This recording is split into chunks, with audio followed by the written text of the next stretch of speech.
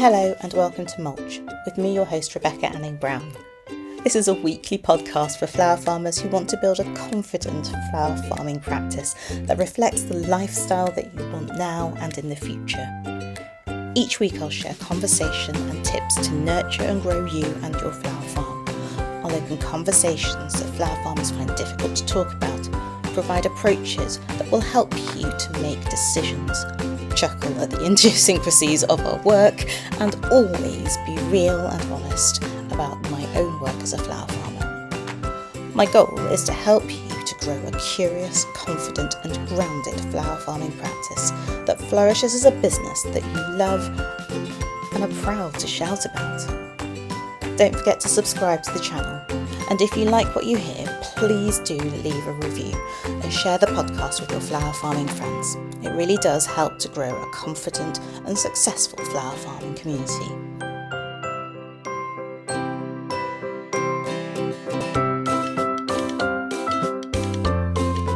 Hello and welcome back to another episode of Mulch.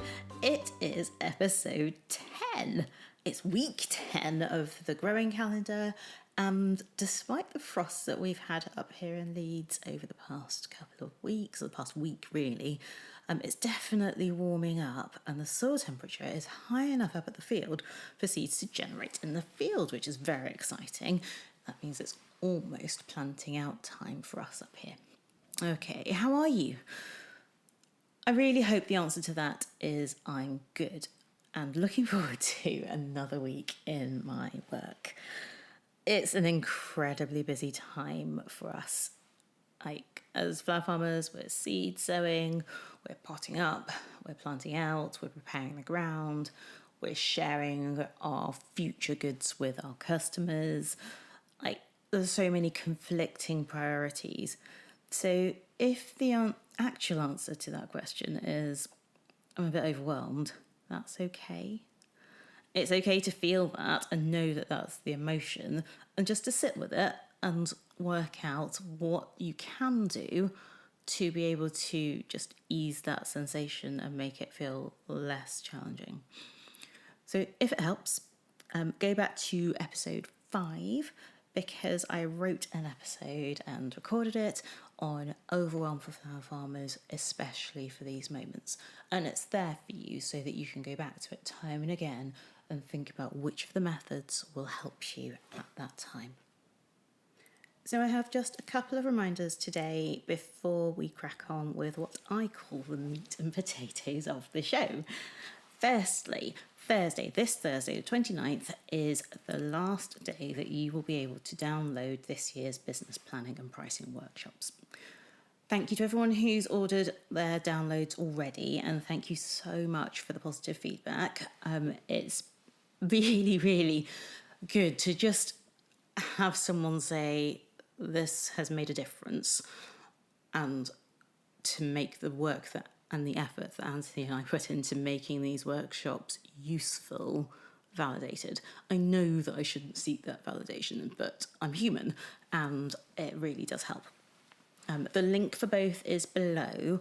When you buy both, there is a £10 discount, and for me, these are the absolute basic essentials to be able to start the season with your business head really well screwed on.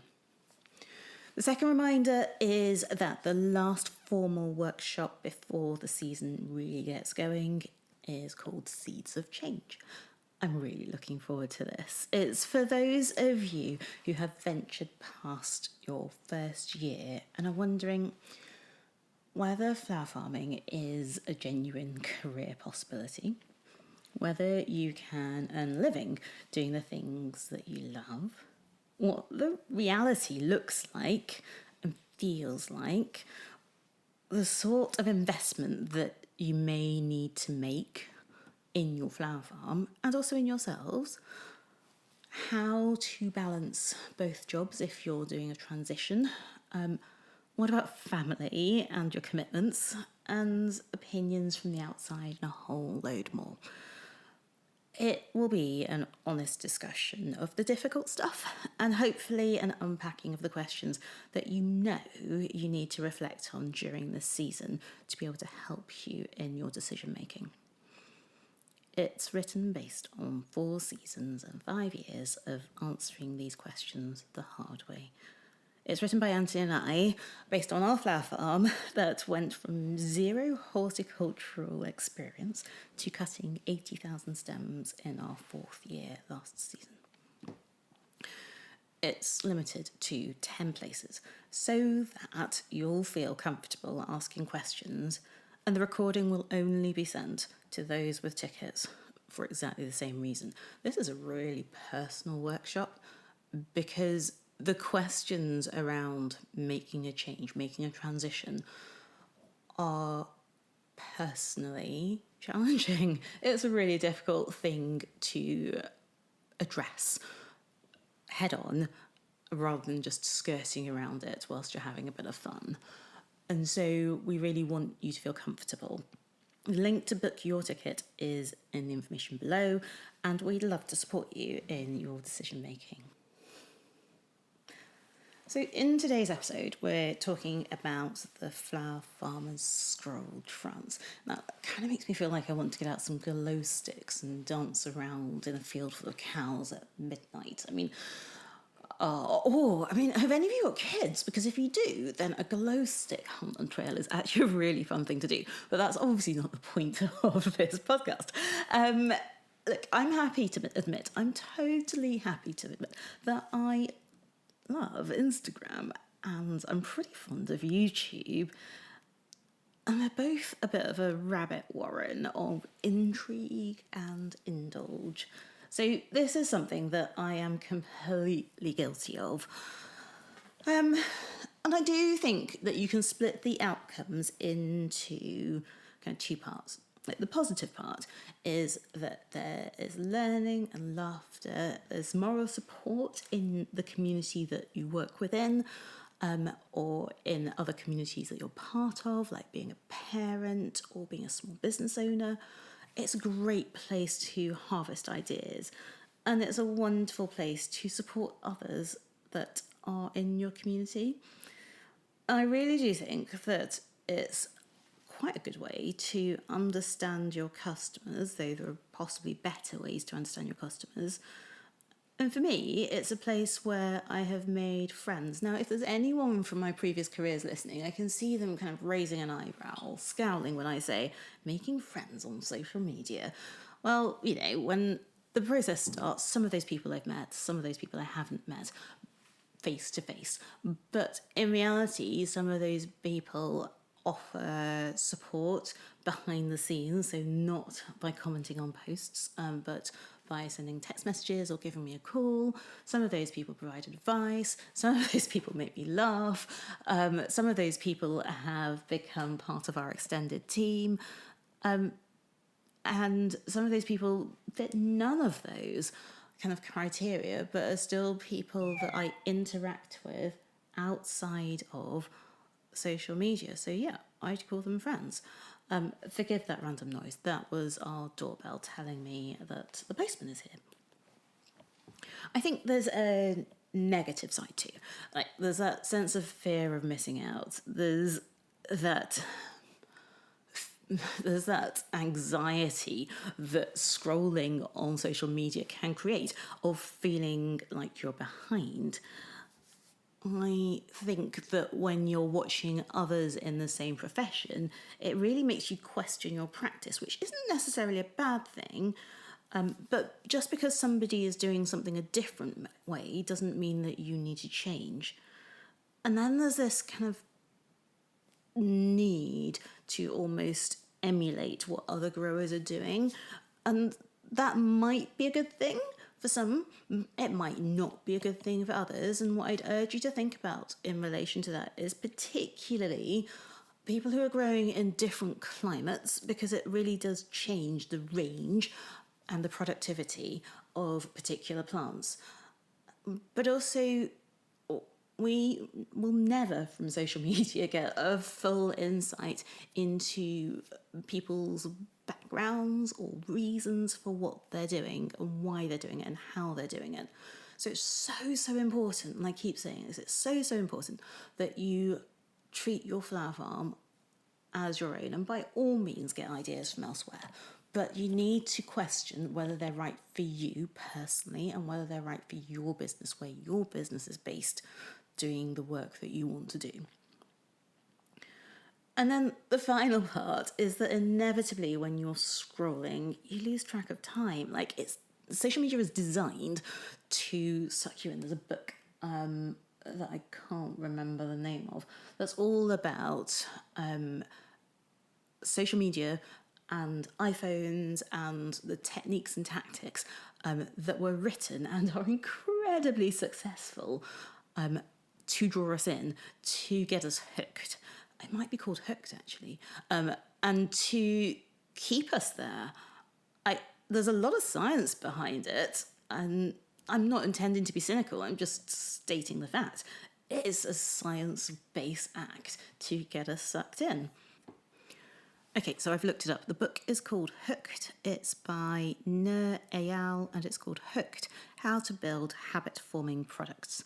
That is the book that all of those brands that you know, like Nike, Google, Amazon, all the ones, all those big names in branding have read and absolutely have learned absolutely every technique and stretched it out to its fullest degree. The iPhone, the Apple Watch, the this, the that. I could carry on, but you know what I'm talking about. All those things that we are hooked on social media. They've got it down to a T. Doesn't mean that it's a bad thing, but it does mean that we need to be aware of what's going on.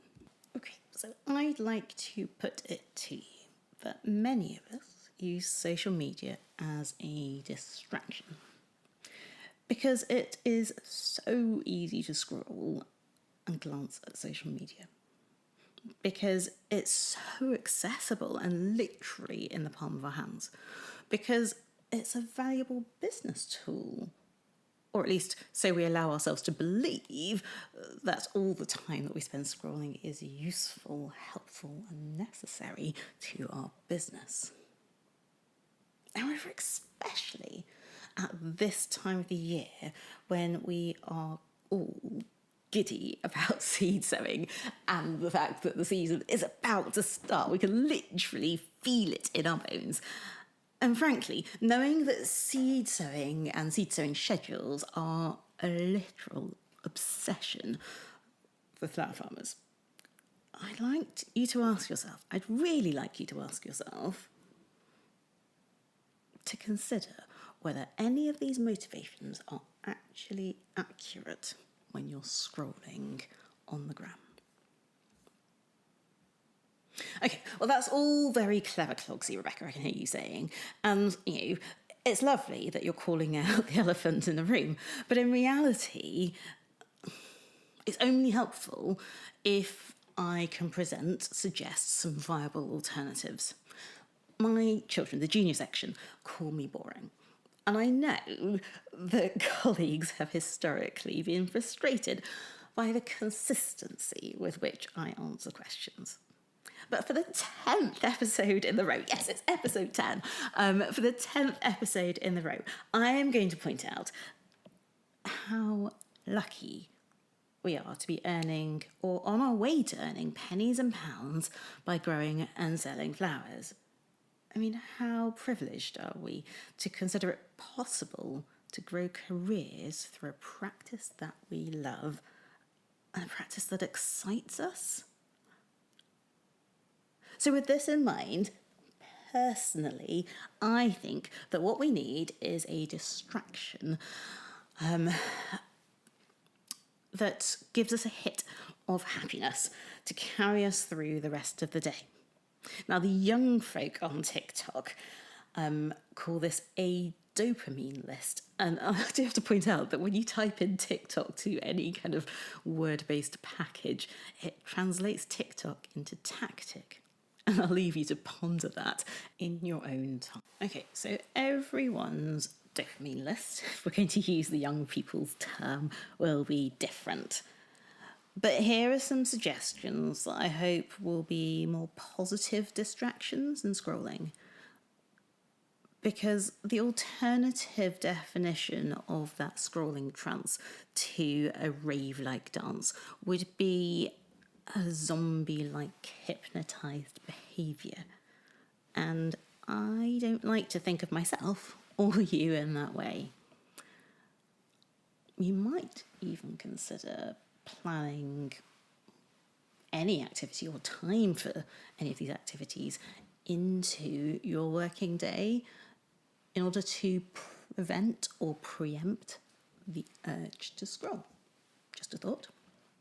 Okay, so number 1, do something mindful. So that, for me, is anything or any activity that helps you to focus on the here and now, the present time.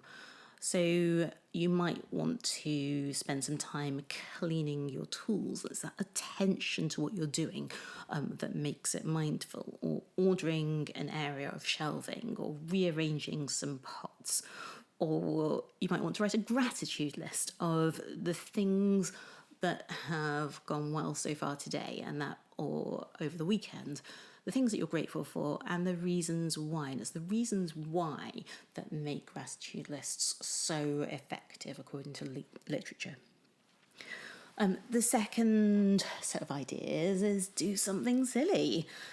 Read one of your children's comics. Now, I really hope that my kids don't listen to this podcast ever, because I have been known to sit with a cup of tea and read the Beano.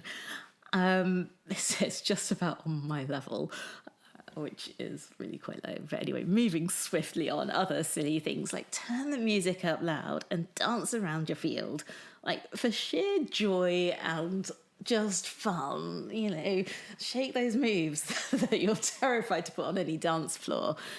And don't do it for an Instagram reel. Do it because you want to.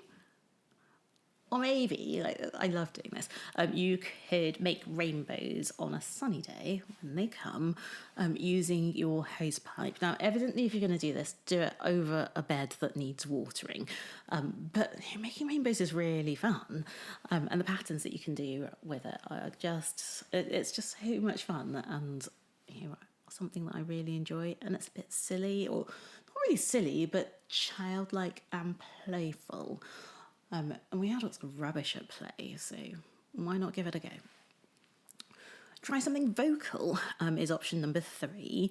So maybe sing to yourself and sing to your seedlings, or slightly yoga-esque, take a deep breath in through your nose and let it out with a big, loud sigh through your mouth, just taking all those kind of frustrations with it as you go. I think the yoga way is that you do that 3 times in a row.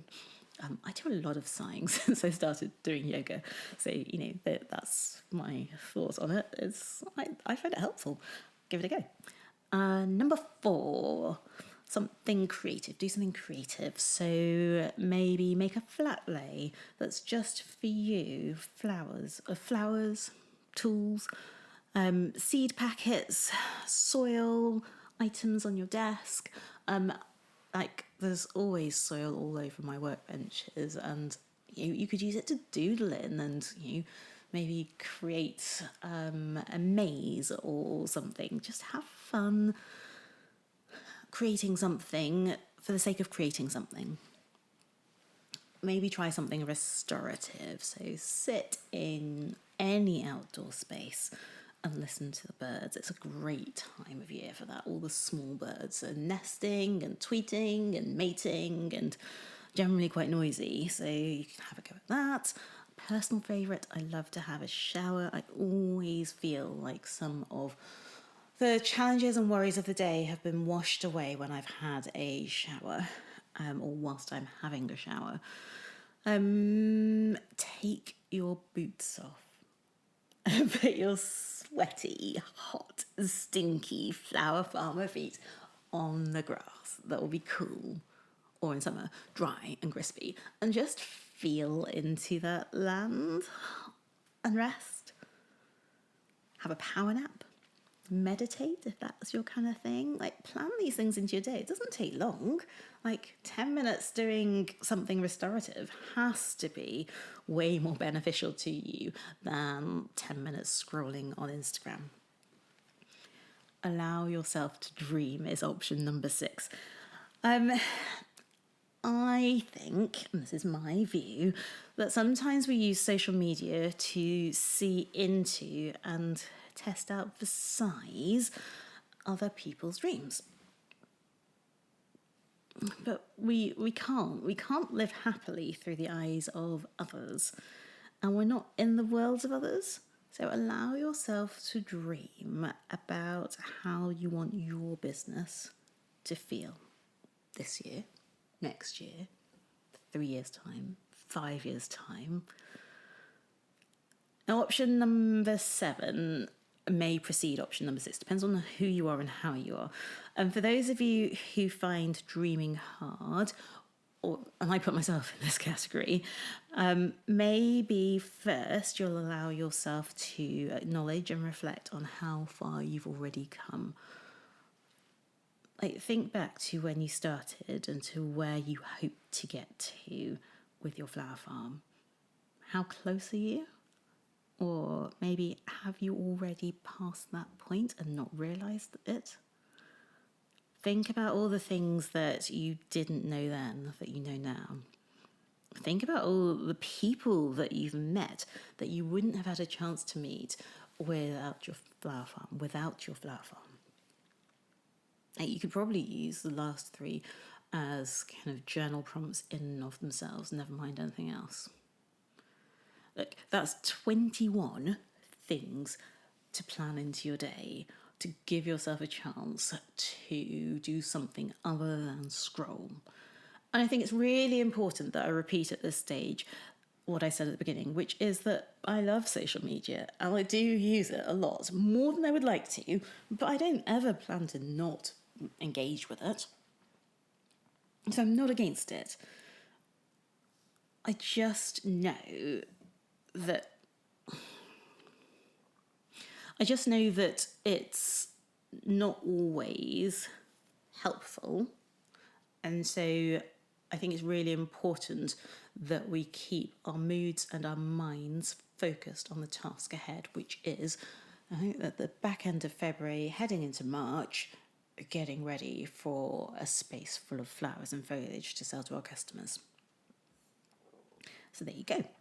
Episode 10 of Mulch, the podcast written by me, Rebecca Brown, edited by my husband, Antony Brown, and produced by the pair of us on our flower farm, Silver Grey Foliage in Leeds, West Yorkshire. If you're somewhere on your journey to flower farmer world, and you have questions about the viability, the reality, the transition, the change, or anything else, join us on March 17th at 9:30 GMT for the Seeds of Change workshop. I really do think it will help you, because that's our intention with everything that we do. If you have enjoyed this podcast, please leave a review or a rating. I'd be really grateful if you did that wherever you are listening. And if you just fancy helping me, and I do mean me because Antony would always say, spend less money. But if you fancy helping me to buy another packet of seeds, or if you'd like to contribute to our brush cutter fund, which is very, very slowly growing, please buy us a coffee. All the links from the show are in the notes below. Everything is generally speaking on our website, which is silvergreyfoliage.com, and I'll be back next Monday with another episode.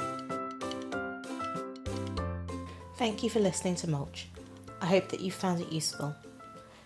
To find the show notes, head back to our website where you'll find links to all the things that I've been talking about in today's episode. If you're on Instagram, you can find us at Silver Grey Foliage. I would appreciate it so much if you were able to share this episode in your Instagram stories. And if you are able to leave a review, it really will help more people to get on and grow. I'll be back with you next Monday to talk about more flower farming in practice. Rebecca.